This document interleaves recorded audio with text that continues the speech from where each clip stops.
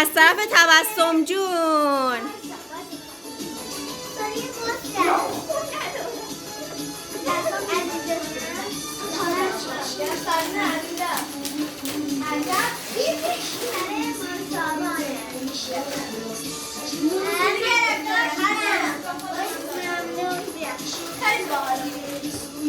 ممنونم تبسم جان.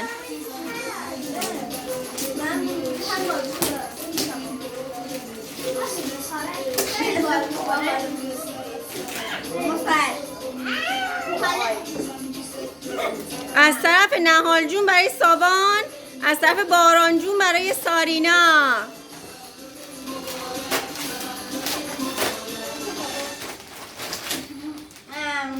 دست درد نکنه.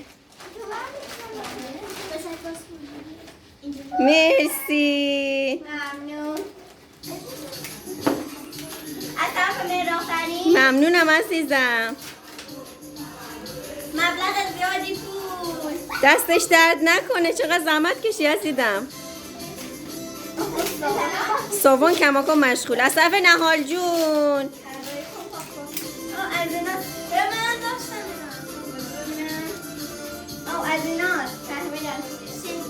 دست درد نکنه.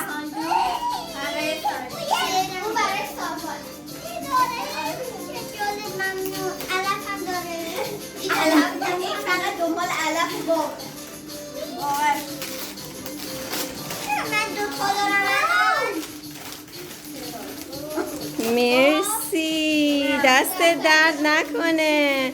عالی، مرسی. از طرف سارا جون.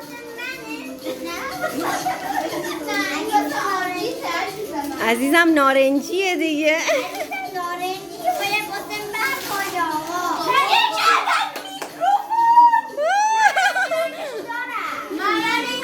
دست درد نکنه سارا جون.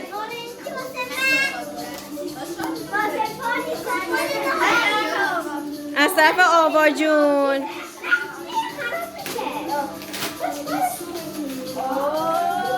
اوه خیلی خوشگله، مرسی.